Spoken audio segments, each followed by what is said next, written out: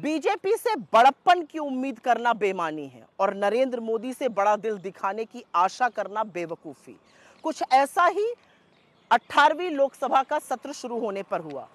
बहुत अच्छे माहौल में सत्र शुरू हुआ। नेता सदन नरेंद्र मोदी, नेता प्रतिपक्ष राहुल गांधी स्पीकर को लेकर उनकी चेयर तक गए।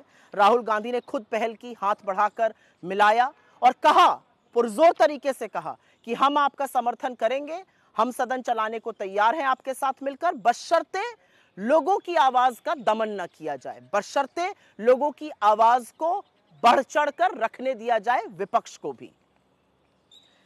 लेकिन उसके बाद जो हुआ वो शायद बहुत सारे सवाल अपने आप में खड़े करता है।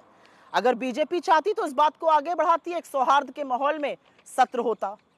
लेकिन उसके बाद स्पीकर ने, नवनियुक्त नवनिर्वाचित स्पीकर ओम बिरला जी ने इमरजेंसी पर प्रस्ताव पारित किया, 49 साल पहले की इमरजेंसी पर। 26 जून को 25 जून की 1975 की इमरजेंसी का प्रस्ताव पारित हुआ। कब तक घाव कुरे दिएगा। और उसके बाद आज 27 जून को राष्ट्रपति महोदया ने सरकार द्वारा लिखित अभिभाषण में उन्होंने भी इमरजेंसी का जिक्र किया। 27 जून को 25 जून 1975 की इमरजेंसी का जिक्र किया। हमें पिछले घाव कुरेद कर क्या मिलेगा। और एक सच ये भी है कि इमरजेंसी लगाना बहुत बड़ी गलती थी, ये खुद इंदिरा जी ने माना था और उसके बाद लोकतांत्रिक चुनाव भी कराए। इमरजेंसी से कोई वास्ता ना होने पर भी राहुल गांधी जी ने इमरजेंसी को गलत कहा और ऐसा कभी दोबारा ना हो, इसीलिए वो संविधान को बचाने में, संविधान को सर्वोपरि रखने के लिए प्रतिबद्ध हैं। लेकिन क्योंकि अब आपने छेड़ ही दिया है तो चलिए कुछ सवाल पूछ लिए जाते हैं और बिना उन सवालों को पूछे आज बात बनेगी नहीं। एक सत्र में एक साथ 146 सांसदों को निलंबित करना, क्या यह इमरजेंसी नहीं है? विपक्षी सांसदों के माइक को बंद कर देना, क्या यह इमरजेंसी नहीं है? मणिपुर पर राहुल गांधी के 14 मिनट के वक्तव्य में 11 मिनट तक ओम बिरला को दिखाना, क्या यह इमरजेंसी नहीं है? आज 51 मिनट के राष्ट्रपति के अभिभाषण में 6 बार नेता प्रतिपक्ष राहुल गांधी और 73 बार नरेंद्र मोदी को दिखाना, क्या यह इमरजेंसी नहीं है? जो सदन संविधान से चलता है वहां पर जय संविधान बोलना और उस पर आपत्ति जताना स्पीकर का, क्या यह इमरजेंसी नहीं है?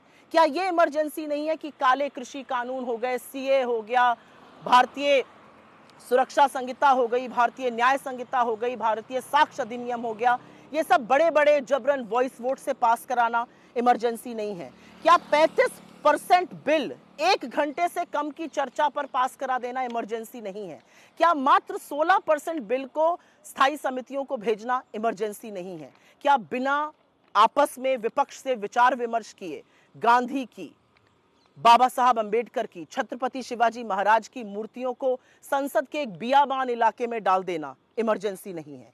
क्या चुनी हुई सरकारों को गिराना, विधायकों की खरीद फरोख्त करना इमरजेंसी नहीं है? क्या चुनाव के ठीक पहले 2 मुख्यमंत्रियों को जेल में डाल देना, मुख्य विपक्षी पार्टी के खाते बंद कर देना इमरजेंसी नहीं है? क्या विपक्ष के पीछे सीबीआई, ईडी, इनकम टैक्स जैसी एजेंसियों को छोड़ देना इमरजेंसी नहीं है? क्या विपक्ष के सांसदों के, अपने खुद के मंत्रियों के, जजों के, अफसरों की जासूसी पेगासस से कराना इमरजेंसी नहीं है? ऐसे बहुत सारे सवाल उठेंगे। सवाल तो वो भी बहुत सारे उठेंगे कि 1 साल से जलते हुए मणिपुर को उसके हाल पर छोड़ देना, क्या यह इमरजेंसी नहीं है?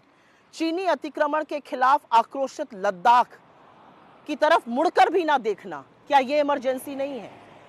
750 किसानों की शहादत हो जाने देना, उनको दिल्ली की सीमा पर पड़े रहने देना 1.25 साल, क्या यह इमरजेंसी नहीं है? लखीमपुर किसान नरसंहार के मुख्य अभियुक्त के पिता को गृह राज्य मंत्री बनाए रखना, क्या यह इमरजेंसी नहीं है?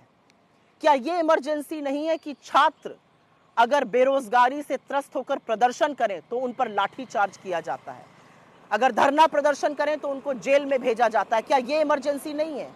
पेपर लीक पर पेपर लीक होना, परीक्षाओं पर परीक्षाएं रद्द होना, क्या यह इमरजेंसी नहीं है? ऐसे बहुत सारे सवाल उठेंगे। ऐसे बहुत सारे सवाल उठेंगे कि क्या 21 साल की क्लाइमेट एक्टिविस्ट को गिरफ्तार करना, साजिश बताना देश के खिलाफ, यह इमरजेंसी नहीं है?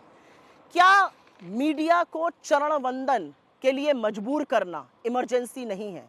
असहज सत्य दिखाने वाले मीडिया को जेल में डाल देना, क्या यह इमरजेंसी नहीं है? अधिकांश मुख्यधारा के मीडिया को अपने कब्जे में कर लेना और सोशल मीडिया पर शिकंजा कसने की कोशिश करना, यूट्यूब चैनल्स को रेगुलेट करने की कोशिश करना, क्या ये इमरजेंसी नहीं है? बहुत सारी बातें हैं जो पूछी जाएंगी और उसमें से एक बहुत बड़ी बात यह रहेगी कि मनमाने फरमानों से कभी नोटबंदी लगा देना, कभी लॉकडाउन लगा देना, कभी मजदूरों को चिलमिलाती धूप में पैदल चलवा देना, क्या यह इमरजेंसी नहीं है?